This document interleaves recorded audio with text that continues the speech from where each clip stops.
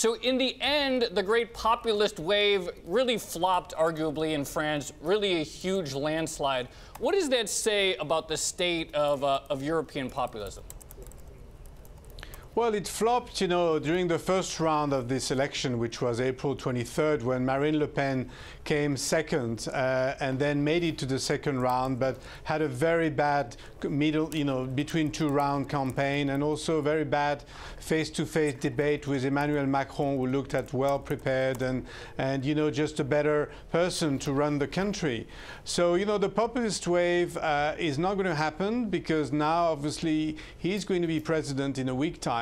He'll appoint a new cabinet, a new prime minister, but you know, he'll be heading towards, as you said, parliamentary elections in June, and that's not a foregone conclusion. You know, his party is only about a year old, and they haven't got any member of parliament at all.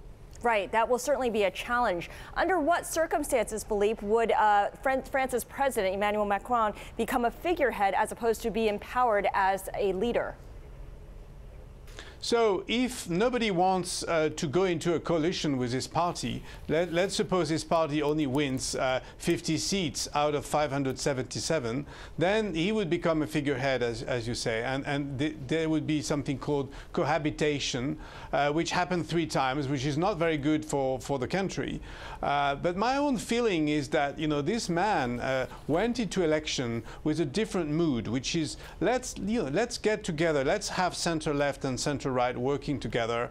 Let's have the best of both sides. He himself was a minister in the previous government, the socialist government, very sort of center-left, so to speak. But he's already been talking to a number of centrist and center-right leaders.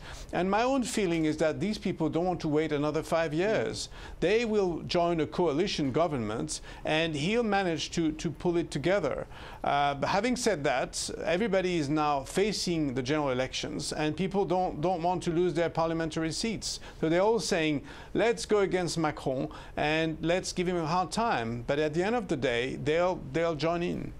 Let's say you're right, Philippe, and he can pull some of these parliamentarians into line to support his reformist programme. What's to say that the French are actually willing to reform? Because, you know, I spoke to Emmanuel Macron when he first started working with Francois Hollande, and he was talking about the labour market changes he wanted to make. And fast forward to today, and everything's fizzled. Are the French truly ready to see reform? So it's a very good question. Obviously, the anti-Macron front is already building, and that is also an anti-globalization, an anti-trade front. That would be music to the ear of some people. On the other hand, he's been elected by a large majority, including by a generation of people who want to work. And nobody believed that Marine Le Pen was going to create a dynamic with more jobs at the key. And everybody knows that you know, France is not going to isolate itself from the European Union, from the Eurozone, that a European dynamic is also important. Ooh. So you're right, he does have to reform the country. He does have to cut some government jobs, and he has to encourage even more entrepreneurship, which he tried to do as a minister, arguably only partially. But I believe there's a dynamic that should be taken into account, and a number of people don't want him to fail, because that would mean, you know, possibly another populist wave, an even bigger populist wave in 5 years. Some great points in there, Philippe, and I want to pick up on a couple of them. The first one that you mentioned there was the future of Europe, and obviously this now strengthens the German-French axis that we see. Can I use the word Macron? Merkel? Macron as the future.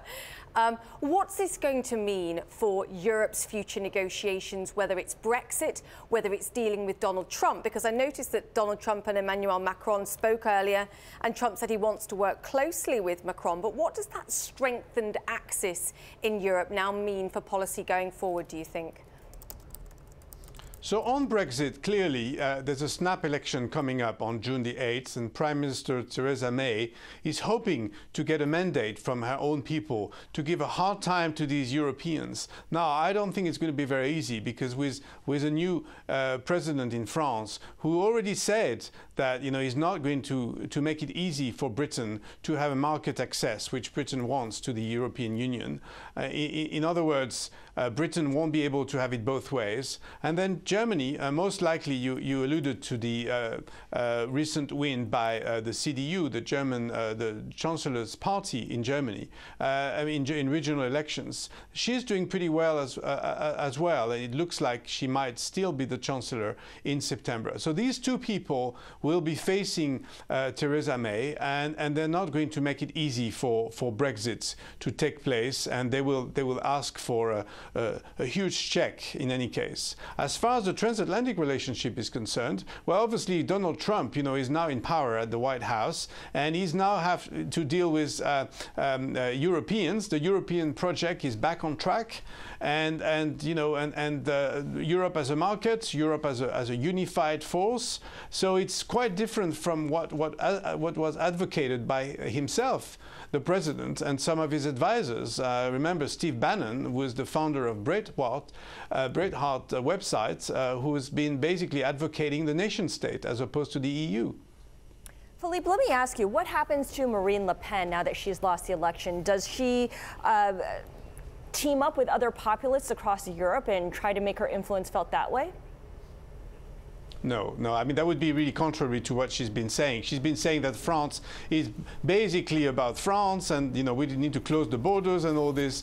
And honestly, I mean, she's been a member of the European Parliament. It's a bit of a joke. I mean, she hardly ever goes there. She gets a salary. Some of it she uses for her own political purposes, and she's been sued for that.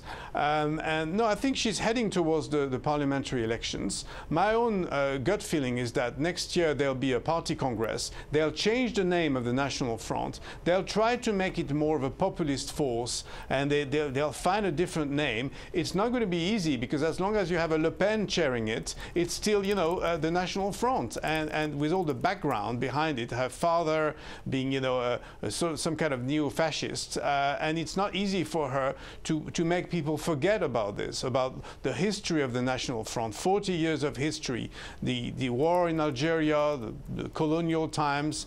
But she'll try to be the #1 opponent to Emmanuel Macron.